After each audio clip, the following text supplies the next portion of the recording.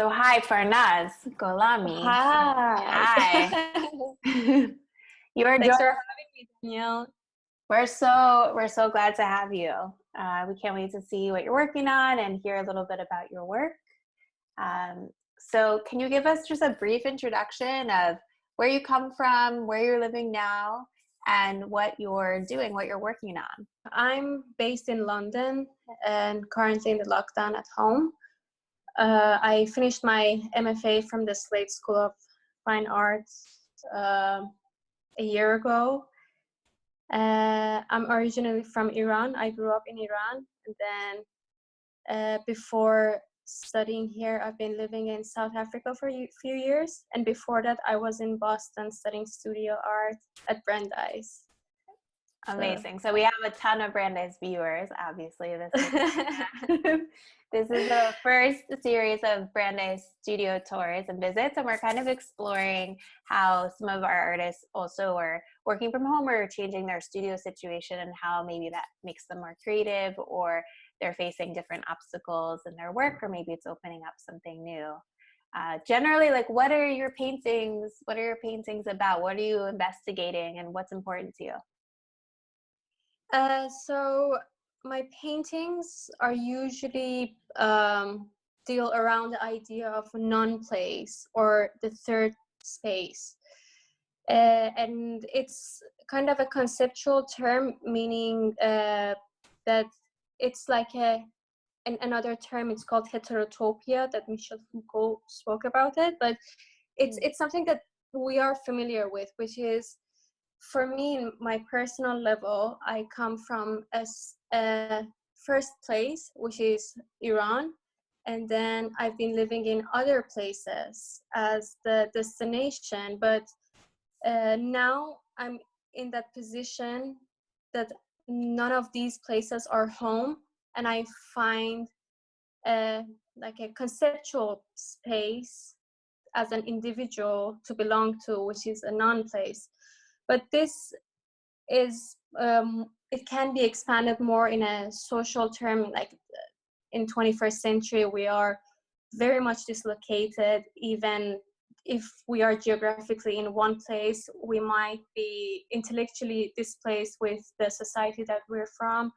And that third place is a promising place. It could be very imaginary, it could be ambiguous and vague, but it's an elsewhere.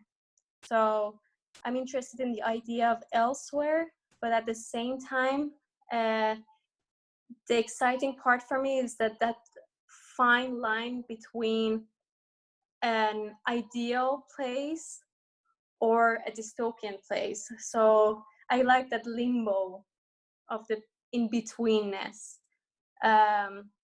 to work on it, and that's what my paintings thrive on. So I usually take like empty spaces as metaphors. Can you show us what you're working on, and Yes. show us or give us a tour of your space? And So this is middle of my living room.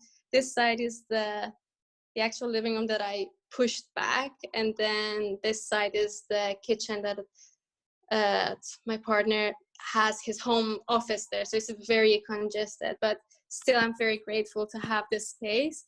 And then that's the easel that I have, and this is one of the recent works that I've done. I've been, since the lockdown, I've been working on like sketching and painting cinemas, like empty cinemas. There's another cinema in a landscape happening here. This one is a bit bigger, so I ordered 2 sizes of canvases. Then another element that is very important in my paintings are memory and like fragmentation of memory. So I work with like space, memory, and they all deal with, I would say at the end, identity. Then I have 2 discs.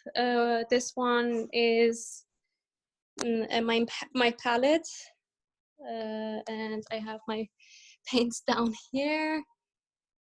And the other disc is mainly for drawing.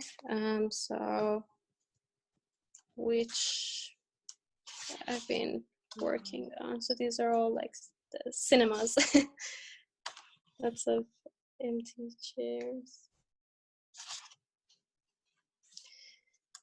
And these Then are all acrylic on paper? these are like ink, acrylic, watercolor, pen, like different, but they're all water-based. I've done few swimming pool paintings. Swimming pool is also another limbo space for me. I'm trying different things, like the ideas that I had. And after such a long time, I've been very focused on my sketchbook. So usually my sketchbook ends up with very like fast drawings or notes, but this time I've been like some bathroom drawings. This is the sketchbook that I for the first time. Can we look at that? Let's look at like one painting and just talk about it if you're up for that. Yeah, sure. Kind of like the two things that caught my eye are the one on the easel, because I'm looking at it in conjunction with the red rug. I just feel like color with like those green plants and the red rug, I feel like there's a color conversation happening that maybe wouldn't have necessarily happened had you made that painting outside of this space. This one, and you're right, because like in a studio we usually very much minimize the colors around us so we can focus on the painting itself. But here, with having the colors in the domestic area, I think I'm embracing it. It's suggesting new palette to me. So thank you. Thank you. Thanks for observing this. Yeah, there are times that I feel very devastated, like, but I'm embracing it. I'm embracing it. Totally. Good. So we're going to see you shortly live so we can kind of have a conversation and talk to you. Great.